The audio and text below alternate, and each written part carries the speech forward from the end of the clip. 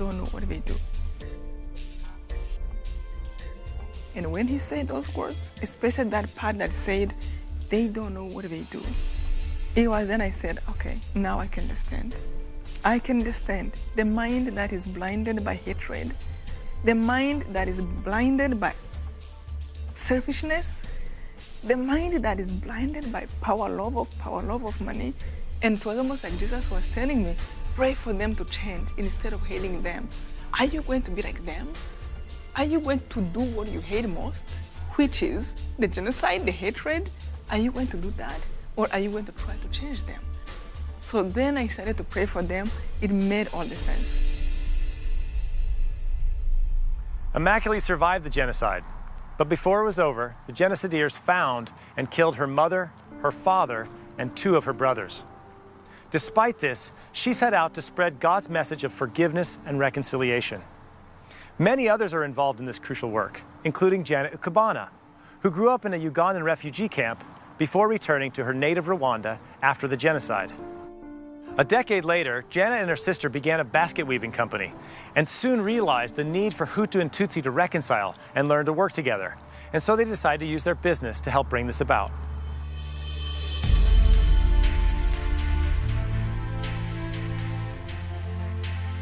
People were still healing from the wounds of genocide. Others were still possessed by trauma. So now, bringing them together was another question for me. You have both sides of the genocide. We have the women who have husbands in prison. You have widows. You have girls heading households. Looking at a woman whose husband is in prison but who had killed her family.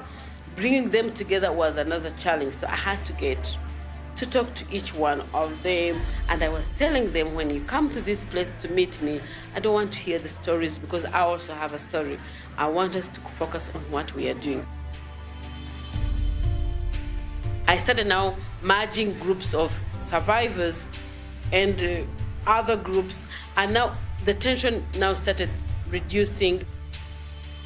At one particular moment, one weaver came up and said, my husband killed your family, and I really feel sorry about that. You've been my friend since we started this, we stayed in this village. I want to say sorry on behalf of my family. And actually she forgave them.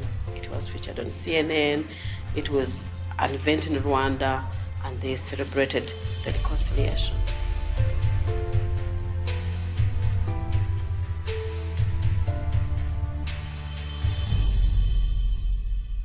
Rwandan Anglican Bishop John Rutiana has also been deeply involved in the process of reconciliation. He's partnered with Chuck Colson's Prison Fellowship to minister to those imprisoned for participating in the genocide.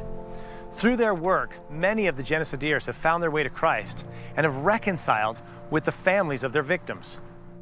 Bishop John also started an orphanage in the aftermath of the genocide and welcomed Hutu and Tutsi. He emphasizes that what is impossible with man is possible with God. Recently, I was preaching in Saddleback with Rick Warren's church. I was telling the people at Saddleback that we have no luxury of time to wait until the pain is over in order to reconstruct our nation. It's now. If there is any time, it's now. When we still bury the remains of our people, when we still cry and miss those we love and cared for, it's now that we have to build our nation. And our efforts are real. Come and visit my school, Sunrise. Most of the students are orphans, and some of them still bear the scars of the machetes on them. Some of them have seen their parents hacked to death, but they are all Hutus and Tutsis working and studying together, eating together, staying in the same dormitories, and they have a common hope for this nation. And they love each other today, and they have a common purpose of developing into servant leaders of the nation and upholding and serving their nation. And this recovery, therefore, is a commitment into the future and the transformational power into the brokenness of a nation. And I want the world to know God invests into the broken once we surrender.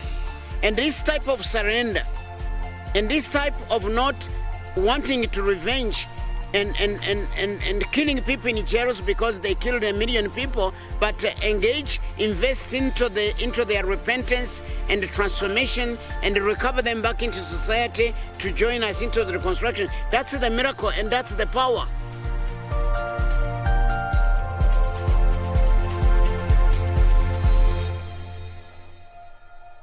One of the most interesting articles that I read was Matthew Paris's article, An Atheist Take on Why Africa Needs God. And what he said was there is a difference when he saw the faith community involved in poverty alleviation.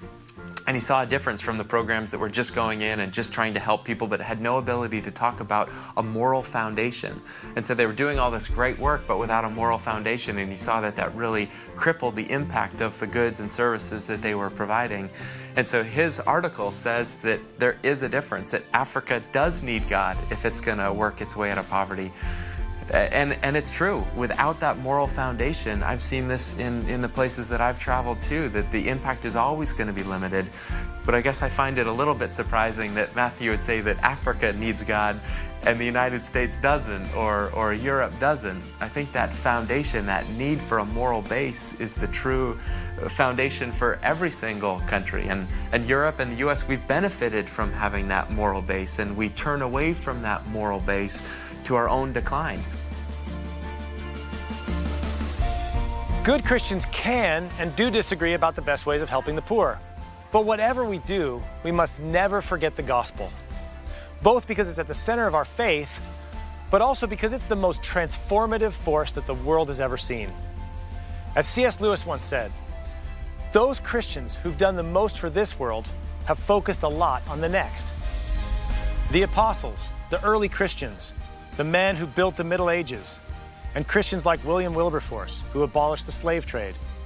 All of them left their mark on earth precisely because their minds were occupied with heaven. Lewis concluded, it's because Christians have ceased to think about the other world that we've become so ineffective in this. Aim at heaven and you get earth thrown in.